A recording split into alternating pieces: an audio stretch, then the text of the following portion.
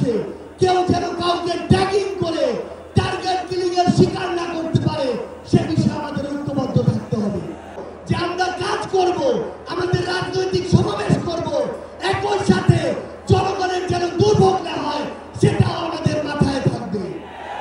আমরা এর আগেও দেখেছি এই মাঠে প্রোগ্রাম হয়েছে, প্রোগ্রাম শেষ করে মাঠের প্রত্যেকটি ময়লাকে পরিষ্কার করা হয়েছে।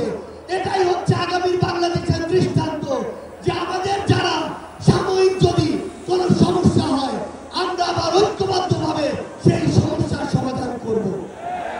একটা জিনিস মনে রাখতে হবে, এই অভ্যুত্থানে আপনারা যখন ঢাকার গুরুত্বপূর্ণ পয়েন্টগুলো থেকে শুরু করে দেশের বিভিন্ন রণক্ষেত্রে অংশগ্রহণ করেছেন, আপনাদেরকে পাঞ্জাবি পায়জামার টুপি দেখে টার্গেট কিলিং করা হয়েছে।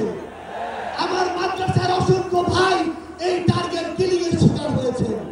আগামী বাংলাদেশে কেউ যেন কাউকে ট্যাগিং করে টার্গেট কিলিং এর শিকার না করতে পারে সে বিষয়ে আমাদের ঐক্যবদ্ধ থাকতে হবে।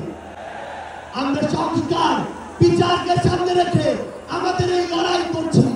আপনারা পিআরের কথা বলেছেন, এই যে পিআর আগামী বাংলাদেশের সংসদে আমরা যদি আসলে জনগণের প্রতিনিধিত্ব চাই তাহলে আগামীতে এই পিআর নিয়ে আমাদের আরো জোরসোরে ভাবতে হবে।